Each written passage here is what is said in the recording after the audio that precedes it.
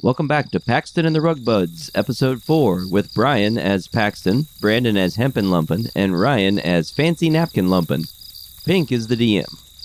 Last time, Paxton boarded Ataulf's ship and met the crew, and they sailed northwest up the River Reliable, hoping to then make an overland trip to the Great Forest to confront the villain Roderick.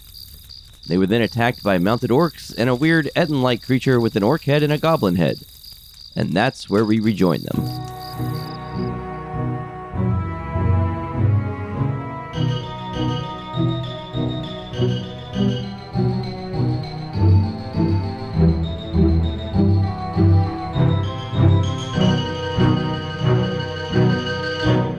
All right, roll for initiative. All right, first combat in 3 episodes. That's right.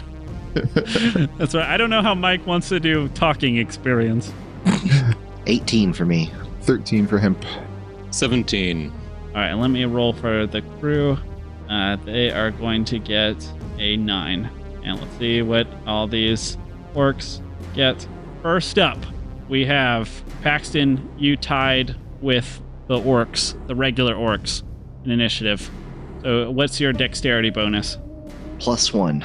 They also have +1. So we are going to just say you can go first. So what would you like to do? You can notice that these guys are about to jump down and try to attack you guys. I want to ready an action, and that action is Thunderwave. I want to tell everyone on the ship that, I'm going to make a real loud noise that's going to blow stuff away if they try to actually jump on the ship to, shoot them into the water. If they start jumping down, hold on to something or else you're going to get thrown off the ship. So you're preparing an action? Is that how? Yeah, I'm using my free action to warn them about the thing that I am preparing an action to do. Okay, gotcha. So with the trigger being when they actually jump, right before they hit the ship, I would want to release Thunderwave. Okay, perfect. So there are 5 orcs, regular orcs, not including the war chief or the Etten, and they are going to jump down on their giant wolves on their turn. Alrighty. Then they all need to make Constitution saving throws, and on a failed save, they take 2d8 thunder damage and are pushed 10 feet away from me. And on a successful save, they'll take half as much and not be pushed. So do you want me to roll the damage first or the save first? What's the save for it? The save DC is 16, it looks like. Oh, wow. All right, so we have 4 fails and 1 success. That's 2/8. That is the maximum amount, 16 thunder damage for anyone who failed. And they are also pushed 10 feet away, which I'm trying to push them into the water, but I don't know where they actually go. And then the one who saved takes 8 damage and isn't pushed. So he took 8 damage. And the rest of them... So apparently orcs only have 15 health. So you just murdered the 4 other orcs besides him. Heck yeah. Yeah, so so you just killed 4 of 5 orcs right there. And they are starting to now reconsider this approach. I say to the Etten, I thought you all didn't do this anymore. You hear the little goblin head, he starts to talk, and he will talk on his turn.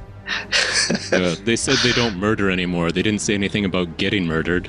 Yeah, that's true. Fair point. Yeah, these guys they got wrecked, man. Now I guess it's the one's turn. So he jumped on his turn, and we'll say that he attempts to come towards you with his bat. So I will say all their giant wolves, they all got knocked off with the bodies, except for the one who's still standing but looking very hurt. Mm-hmm. He is going to try to attack you with his great axe. And I'm assuming an 11 does not hit. No. All right. So he fails to hit you and seems very, very upset about it. And seems to be a little, there's a little bit of fear in his eyes after seeing his friends all get murked. I think we're all a little upset right now. Yeah. But his warg will also attack you. And it is going to roll a 21 to hit. Does not hit. Wow. Man, that is quite the AC. I don't remember how I got to this. Let's see, 18 from the plate armor, +1 from my armored fighting style, 1 from a ring of protection, 2 from a magic tattoo, and then You have a shield? 3 from some kind of shield. So 25. Yeah, he looks at you and seems very confused because he had that like glint of murder in his eyes. He thought he was going to get you, but then you just somehow it like deflected his blow at the last minute. And he grunts in frustration as he misses you. It is now Fancy Napkin Lumpen's turn. Okay. Fancy Napkin Lumpen is going to make an enthralling performance targeting the remaining orc. Okay. Some spoons manifest in his hands, and he starts clacking them together to make rhythmic music, and then he says, "Ooh, we've got no strings to hold us down, so don't make us fret or we'll take you down." Well done. Very nice. And so what does that do? Fancy Napkin Lumpin performs at least 1 minute. At the end of his performance, choose up to 2 creatures based on your charm modifier who must succeed on a wisdom saving throw against a spell DC of 12 or be charmed by you. So does it take 1 minute? Is that the casting time? I think I'm just singing for 1 minute, and at the end of the 1 minute, they love me. All Or right, everyone that hears loves me. All right, so that will take 10 rounds because each round is 6 seconds. So you'll be doing that for the next 10 rounds, which at the rate this is going, I do not think this will be going 10 rounds. Yeah, he's just excited for an audience. I'm already in love. Just put that out here. All right. So anyway, that's what the Napkin Lumpin will be doing for a little while. He starts playing his song. All right. What would Hempen Lumpin be doing at this time? I guess he says, so we're supposed to kill these people? Okay. And Hempen Lumpin starts lurching forward toward the orc and the warg in like a cute sort of creepy way that a rag doll in a horror movie might. Oh, and gosh. as he runs, you see parts of his outer cloth layer begin to like erupt, bulging out like tumors and stretching out his stitches, and his head swells up into a big ball, and the 2 little round nodules like ears spring up above his head with audible popping noises. A little snout pushes out his face. He starts to look like a cute little teddy bear, except that it keeps going. So with his next step, the stitches on his right arm unravel and the cloth stretches tight and expands far beyond a reasonable size. Stuffing explodes out into the threads that are stretched out sort of retie themselves over it, creating this huge muscly arm. The same thing starts happening to his left arm, and metal blades, possibly from like a pair of tailor's scissors or something that he picked up along his travels, burst out from his newly formed paws. And his body has swelled now exponentially beyond his normal size. And this Frankenstein's monster of a patchwork bear opens a mouth full of long knitting needles, roars at his target, and he makes some attacks. So he's got a bite and a claw. I appreciate that word picture you just painted, Brandon. The bite attack is a 14. Are you trying to hit the warg or He is going for the orc. His AC is 13. All right, so he hits. That is going to be 11 damage. You destroy this final orc. He goes down and just a bloody pulp after being demolished by this terrifying stuffed animal. So with bits of orc still in my knitting needle teeth, I slash at the warg with the my scissor claws, and that is 18. Yep, that hits. All right, and that is 14 slashing damage. Oh, wow. Yes, so that hurts it real bad. Paxton is officially way more scared of Lumpen than the orcs. Yeah. That's For the real. scariest thing he's seen. Yeah, the orc war chief and the Etten are still standing on top of this hill, and they kind of look down with kind of a grimace as to what's going on down there. I look up at them and Yeah, roll an intimidation check for me. okay. I rolled a 2. Okay, yeah. Like This they're like, came out more like roar. So it wasn't as scary as they were expecting it to be. They kind of like stiffened up as you started, and then they kind of eased up as you gave your cute little roar. I'm gonna roll to see if they decide to run away or not. All right, no, they're going for it. So the war chief, he jumps with his giant boar, and he jumps down, and you can tell as he gets close that he has just tons and tons of teeth just wrapped into his hair. He's missing his nose, actually. It's been like taken off in some previous battle. And so his nose kind of almost looks like a pig nose a little bit. And he is going to use a battle cry. So he's going to make a super loud roar. And then he is going to attack the bear Lumpen with his great axe. Does a 15 hit? It does. All right. Bears do not have good armor class. All right, so he does 1d12 plus 4. So he does 11 damage plus another d8. So he does 16 damage to the bear. Ouch. So he kind of puts a big tear inside of it with his great axe. Stuffing pops out at him. Yep. All right, and then his boar is it's going to attack Paxton, and it's going to use its charge feature. So it's going to attack him with its tusks. And I'm assuming a 9 doesn't get past your 30 AC. No. Okay. So it tries to run at you, but you're able to dodge out of the way and kind of push it aside with your shield at the last moment. I thought you were going to yell Olay, but no, that's fine. So it tries, and you dodge it and push it away with your shield. And now it is the ship's crew. Charles, he pulls out his rapier, and as he pulls it out, Paxton, you notice that this is actually a glass steel rapier, and it actually has this kind of weird, like, red glow about it. But he is going to attack the chief, and he does... Oh, sweet. Yes, that definitely hits. So he slashes at the chief and puts a big nick in him, and then the rest of the crew, they fire off some spells at him, and they ultimately deal about 10 damage to him. It is now the Ettin's turn, and he is going to jump... Well, the orc side wants to jump down, the goblin side does not, and so they kind of end up falling down because the goblin side is trying to run away and the orc side is trying to jump down. And so he's going to take 2d6 falling damage because he did not coordinate his jump. And, all right, so he takes 5 falling damage. Let's see what he can do. He can do some cool stuff. And he actually has advantage because of the battle cry. He'll attack the bear with a battle axe. Does a 21 hit. Very much so. And he is going to deal 8 damage to the bear. Okay. So, and then he'll attack with the Morning Star as well, actually. Very glad I wild-shaped. Yeah, and he'll deal 26 to hit, which I assume hits. That's fair. And he does 20 damage with his Morning Star. Holy jeez. Wait a second. What is my hit points? That's pretty much exactly my total hit points as a bear. Gotcha. So do you morph back?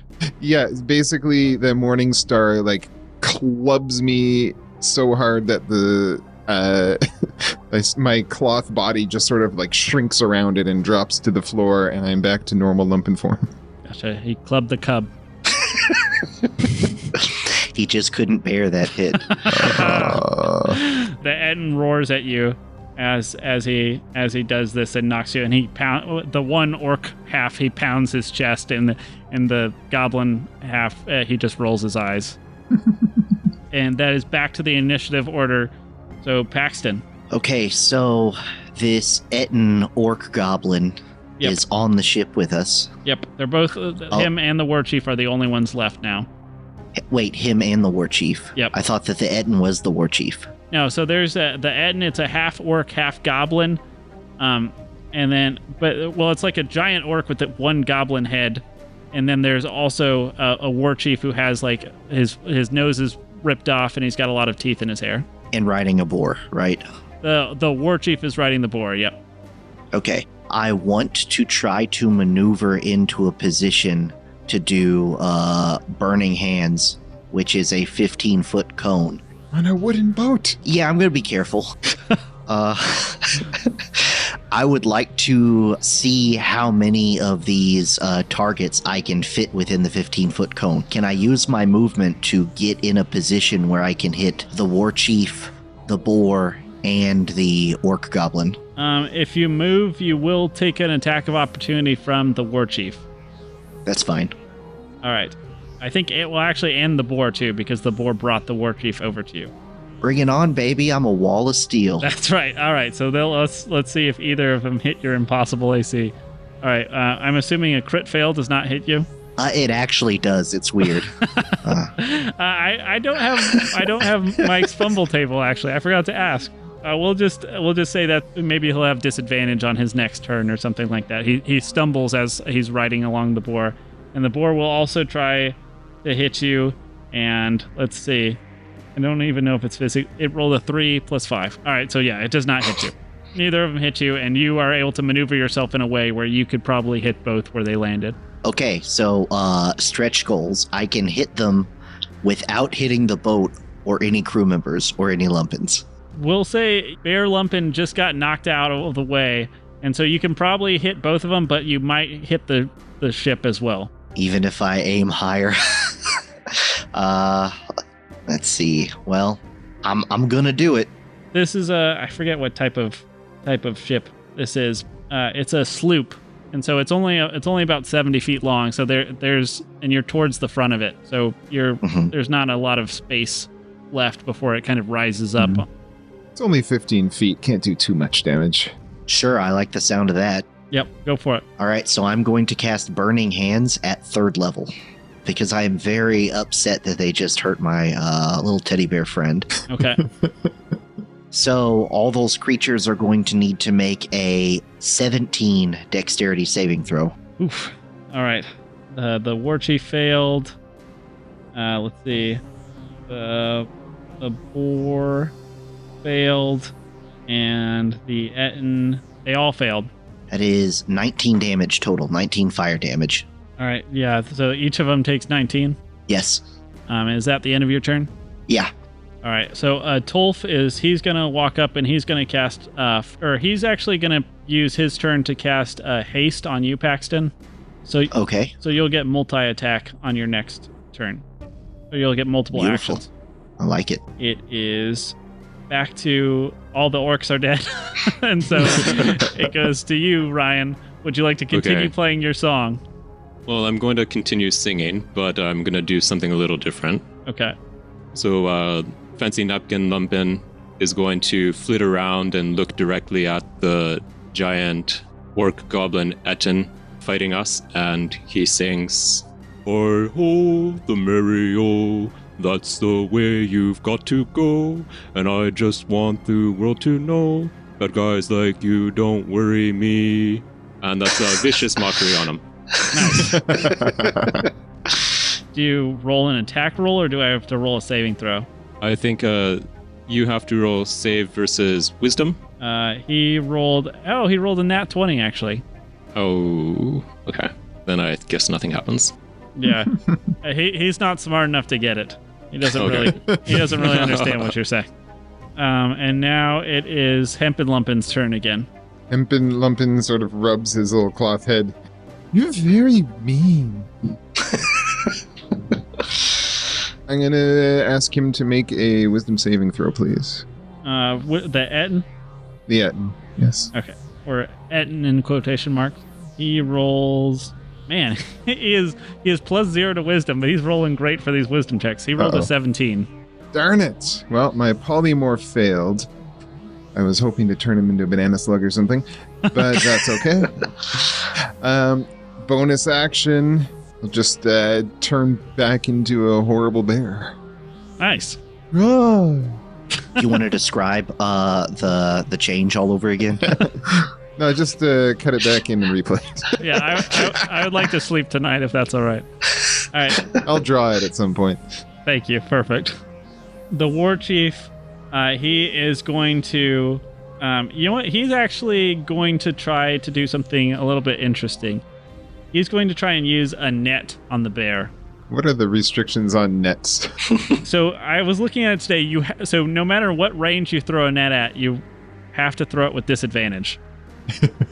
But he is going to try to restrain you with that. And he does have proficiency because he's a barbarian. Are there size restrictions on the net effectiveness as well? It can't be a huge creature. Okay, I'm just large. All right. So he rolled a 16 with his net. Or sorry, no, that's not with disadvantage. With disadvantage. Oh yes, with disadvantage he rolled a 16. And what is? Wow. How does it work now? So if he gets you in the net, it says a large or smaller creature hit by a net is restrained until it is freed. Okay. And it cannot affect huge or larger. So you can use your action, or somebody else can use their action to make a DC 10 strength check to free you.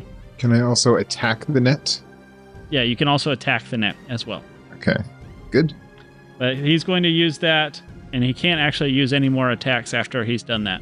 He's going to jump off of his boar and kind of move slightly away as he does that. So he's going to move a little bit closer towards the wall, because you can tell he's getting a little bit nervous. But his giant boar, it's going to attack Paxton again, and it rolls an 11, which is not going to hit. I'd just like to point out with haste, my armor class is 27 now. Gosh. I don't even think, even if they roll a nat 20, I'm still not sure any of these guys can hit you. All right, but it's now the pirates. So the Captain Cragclaw, he's actually going to cast Tidal Wave to try and knock that orc war chief overboard. So he has to make a dexterity saving throw. Oh, he actually succeeded on his dexterity saving throw. So he dodges this tidal wave, but Charles Faster is also going to attack him with his rapier. Charles Faster crit fails and actually buries his rapier into the mast, and he is very frustrated. That's the glass steel rapier? Yep. Okay. Yeah, and it has kind of like a scary red glow to it, and he has kind of got a crazy look in his eyes as he's using it. Yeah, Paxton's having flashbacks. He's seen this before. Yep. The Etten, it's actually going to attack Charles Faster, seeing that he's currently stuck. Oh, both of them hit. So he's going to deal a lot of damage to Charles. Let's see if he murders him or not. That would definitely throw a wrench in everything. As an NPC, does Charles Faster get death saves, or does he just die? I don't know. That's a great question. All right, so he did 31 damage total. Oh. Ooh, which is a pretty solid hit. But Charles actually, he's actually pretty high level. He's okay right now. That will be the end of their turn. It is back to you, Paxton. Orc Goblin Etten guy is still there, and the war chief is pushed back against the wall, right? Yeah, he's pushed back against the wall. Currently, the Etten is attacking Charles at the mast, and it just kind of pummeled him with its battle axe and its morning star. Then yeah, he seems like the biggest threat right now, because Charles is the one who knows all about Roderick, so gonna focus on him. And with haste, I get an extra action, right? Yep. Okay, so Paxton is going to shoot firebolts out of both hands and try to hit that Etten square in the chest. Okay. So attack number 1 is a 13 to hit. Yep, that hit. That does hit? Okay. Yeah, his AC is actually pretty low. He's wearing a loincloth. 13 to hit and 13 damage. Oof. Okay. All right. Yeah, he feels those firebolts, and he does not seem super happy about it. Oh, Bud, that was just one of them. Oh, great. I got 2 of them, remember? Oh, yes, that's right. Yeah. The second one's a 19. Yep, that hits. And that one does... That's weird. The first one was a 13 to hit and did 13 damage. This one was 19 to hit and did 19 damage. Oh, wow. Yeah, he is bloodied for sure. And I want to use that free action to try to goad him and get his attention and be like, "Hey, ugly, over here." Yeah, you hear get him away from Charles. You hear the goblin side saying, "Dwight, I don't know if this is the best idea." Do you hear the orc side say, "No, Murdoch, we can do this. We can do this." But then you try and get his attention, you said? Yeah, I want to yell like, "Hey, Dwight, Dwight, Dwight." And just like repeating the orc's name. Yeah, he looks at you for sure. You've gotten his attention. He sees you. All right, but now it's going back to Fancy Napkin Lumpin, because all the orcs are dead. They died immediately. So Fancy Napkin Lumpin is going to keep up his vicious mockery song of the Etten, and he sings, "You stink like cheese and are no fun. One small head and one head dumb. You want our teeth, but can't you see? There are no teeth on me." That's awesome. I'll give you inspiration for that, Ryan. I like that a lot. I like that. Took some thought. That was good. Wisdom save DC 12. Wisdom save DC 12. All right, so he is not going to make it. He got an 8. So he takes 1d4 psychic damage. That's 4 psychic damage, and he gets disadvantage on his next attack. Yeah, he's looking rough. All right, it is back to Lumpens, who is currently restrained. Not for long. I slash my way out of the net because it's impossible for me to do less than the 5 damage a net requires. And with my one attack, lumber over to the... well, it has an AC of 10. Did you hit the 10? Yes. Okay. I have rolled an 11 plus 7, so... Okay. Be sad to miss the net. It'd be very hard. I lumber over to the Etten and I try to take a bite out of Dwight with a 21 to hit there. So that's 10 damage with my knitting needle teeth. And 10 damage. Oh, gosh. All right. Bearing down on Dwight's head is my goal. Bearing down on him. I like it. I will say at this point, I think you've done enough where you've actually killed Dwight. So I'm not sure how that works, but you actually killed Dwight, and you hear his brother Murdoch. He just starts screaming and freaking out because like half of his body goes limp, and he's having a rough time.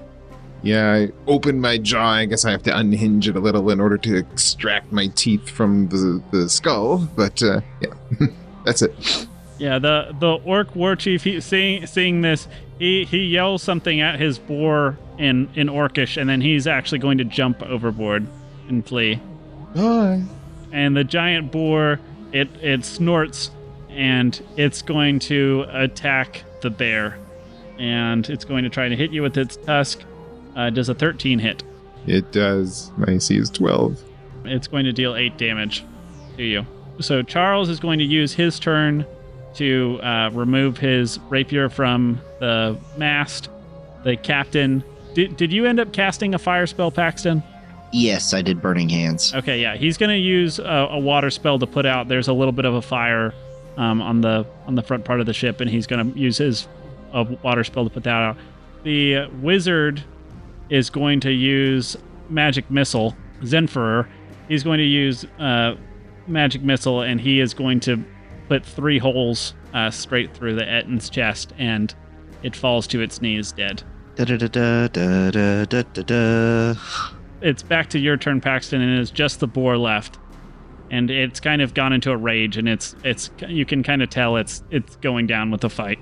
I want to end this situation as soon as possible, so since I still have haste, I'm going to do the double-handed firebolt again. All right. Do you make finger guns as you do it? Absolutely. Nice. The first one is a 12 to hit. That hits. Okay. And it does 12 damage. Wow. Are you sure you're reading this right? I'm even using D&D Beyond. These aren't even dice rolls, so I'm wondering if there's like a random number generator bug or something. That's weird. Is it still alive? Yep, it is, but it's looking pretty bruised and beaten, and it's not looking great. It's kind of trying to like slowly kind of lumber towards you now after you did this, but it's not looking great.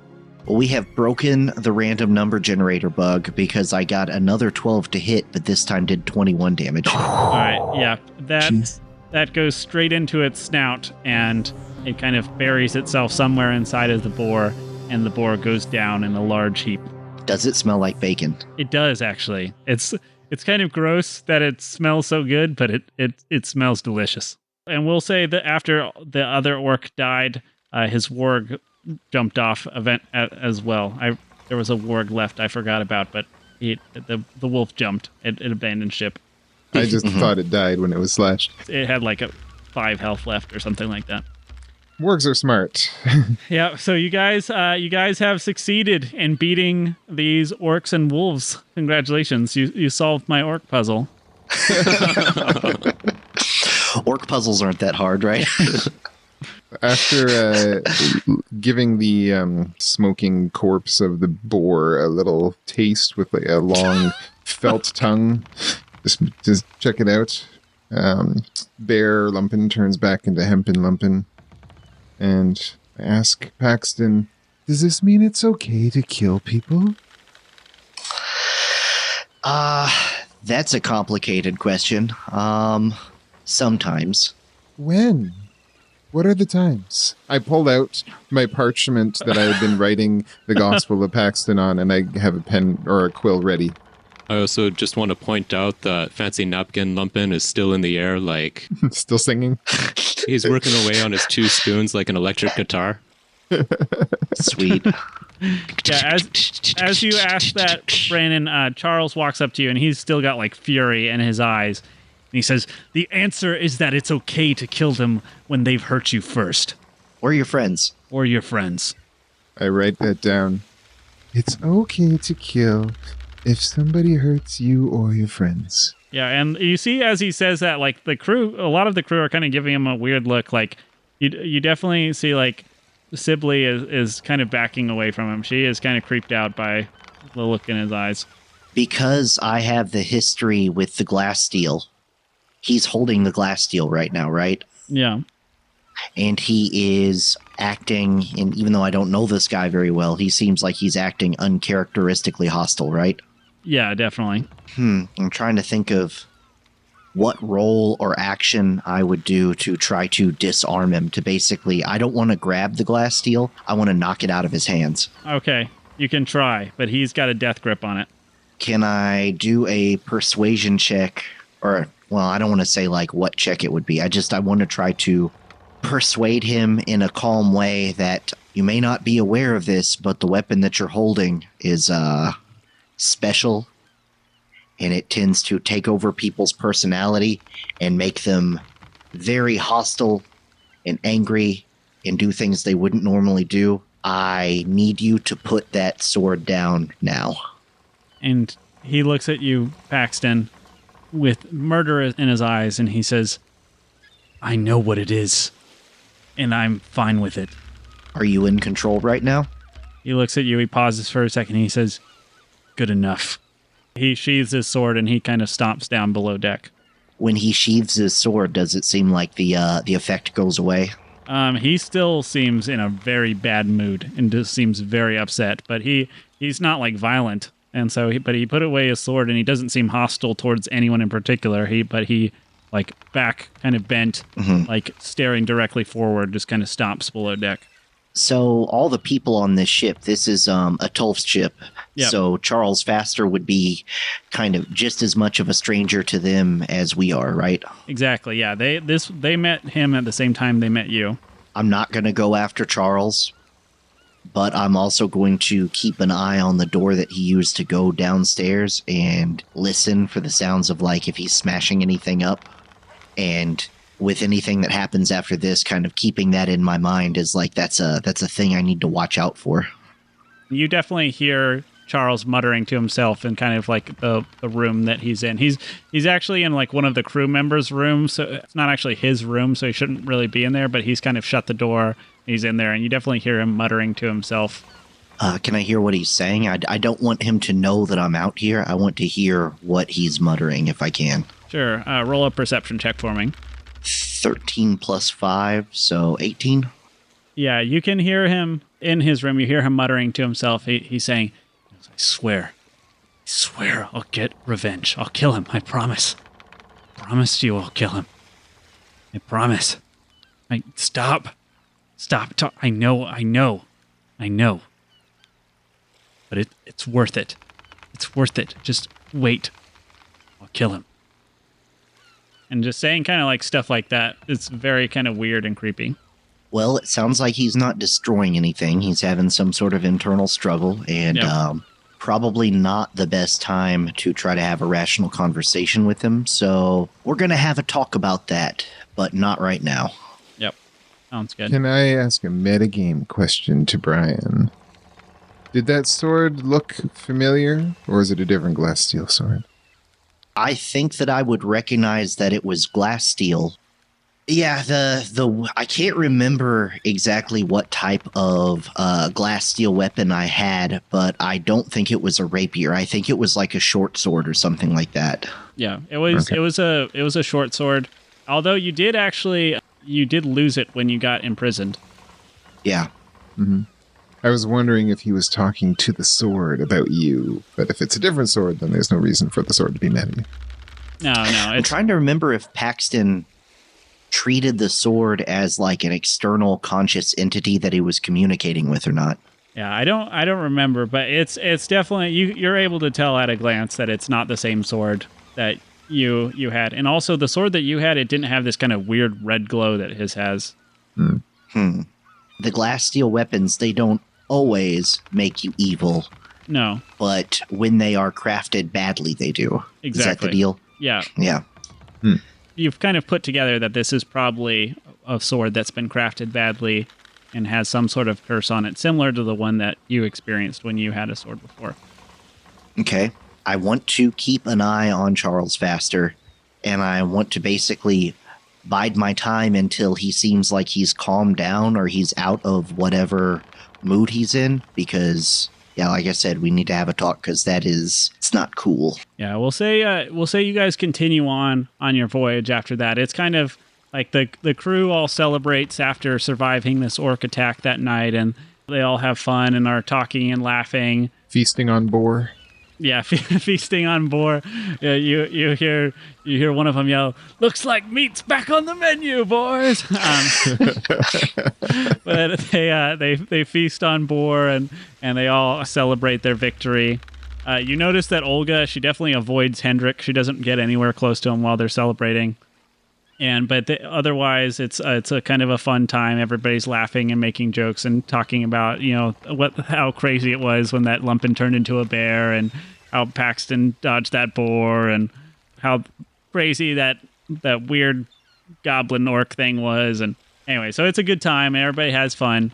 But Charles doesn't ever leave that room. He stays in there all night long.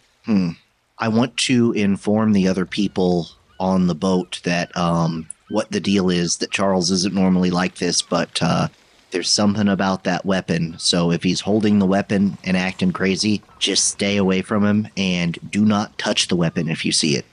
Does Charles need a hug? Yeah, but not right now. They all get a little bit more solemn when you tell them that, and that they nod and they express that they won't get near him. The next day comes about. You guys are now about 3 days away from getting to Veggie Town.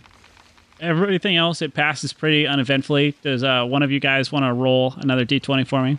I think it's Ryan's turn. You can roll a D8, Ryan. Roll it. D8? Yeah, roll a D8. That's a 5. One day while you're kind of up on deck helping out, because every now and then people will take turns doing like oars and kind of using poles to kind of push the ship along a little bit faster. You see Olga, she's using a rod, and she's kind of trying to push the boat forward. And she sees you walking on deck, Paxton, and she asks you if you knew a woman named Ataulf. Oh, yeah, totally. Yeah, how do you know Ataulf? We worked together once. Was this at the monastery near the Broken River? It was not. Huh. And she just kind of stares at you, and she says, "When you see Ataulf next, tell her that her dwarven friend says hello." Okay, I'll be sure to do that. I'm not saying this is Paxton. I'm saying this is Brian. What was her name again? So she is going by the name Olga. Olga. You've been on deck long enough to see that, like, when people call Olga, she doesn't immediately turn. You think that might not be her actual name, but that's the name she's going by. If I've picked up on that, I say, and if I tell her that Olga said this, would she know who that is, or is there a different name you would like for me to use? She kind of darts her eyes around a little bit, and she says, Tell her Imgra says hello." Imgra. Okay, I will do, Olga, and then I give her a wink. She just stares at you. So this was actually an old character of Ashley's, and I'm really hoping she didn't mind that I used her. Thanks, Ashley. Getting into the deep lore on this one. Yeah. I like I said, I went through back and listened to the 40 episodes before you guys got out of World 83, and I thought I'd throw some season 1 characters in that you probably forgot about. He knows the story better than we do at this point. That's right. Absolutely. But you actually have met Jess Lesnoozle, the 2'5" halfling before, but I'm not going to tell you where. You'll find out later. Okay. Deep listeners might know. They might have already pieced it together. But anyways, you guys continue on, and then you're now one day away. And who wants to roll the final check? You want to go for it, Brandon? Sure. Wait, is it a D8 or D20? It's a D6 now. D6. You just waiting for a 1 and trying to lower the dice to get it? You got a 2. Sorry. So this actually, I was wondering if this would come up or not, but I'm actually really glad it did. So on the final day, right before you guys are about to get to Veggie Town, one of the One-Eyed William, he runs up on deck and he says, Captain, you've got to see this. You've got to see this.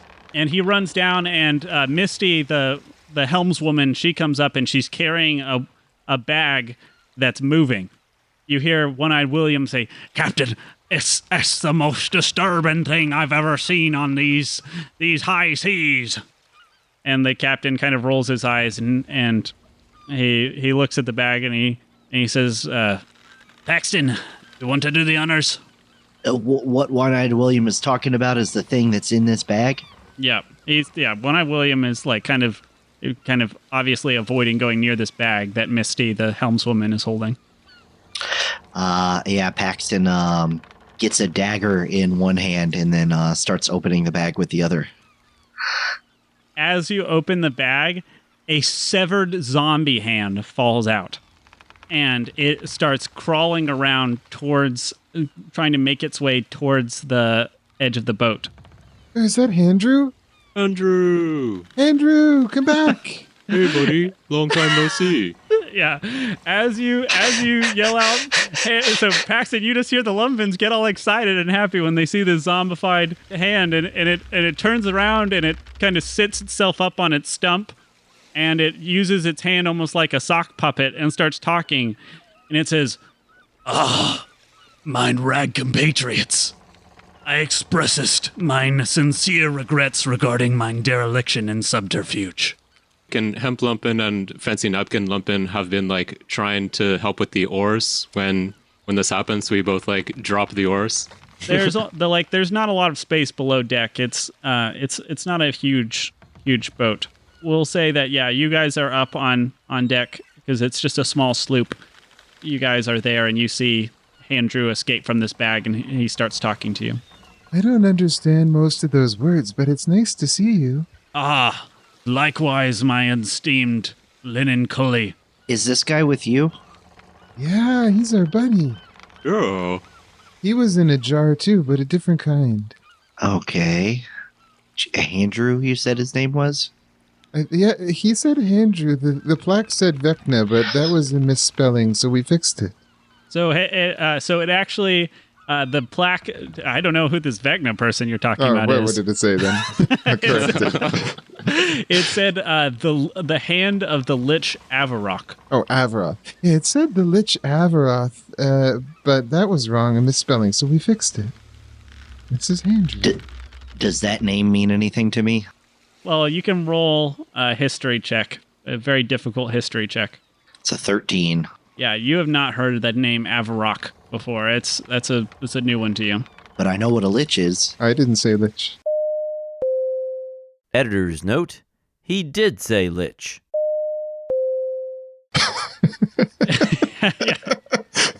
Well, okay. So he just said something about Andrew. This is Andrew. I said Avaroth. I didn't say Lich. Oh, yeah. So Avaroth. That's all he said. So Paxton is, regardless of not hearing Lich, this is an undead, and clerics are classically anti-undead. So, yep. Despite seeing the fact that the Lumpens are chill with this guy, Paxton definitely has his guard up still.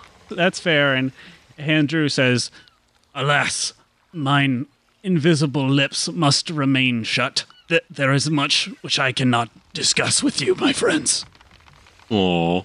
What are you doing on the boat? I am on my own personal quest of a master of whom thou hast no acquaintance. But I mustn't discuss it further, I'm afraid. Well, we can help you. Master Strombolo? No. Oh. Definitely not him. I can tell you that much. Paxton, can we help our friend Andrew? We seem to be going the same direction. I guess we could give him a hand. And on that note, I think we will end our adventure for the moment as Andrew now joins the party after being hidden in the recesses of this boat for some strange, mysterious reason. All right. I'm glad Andrew came back.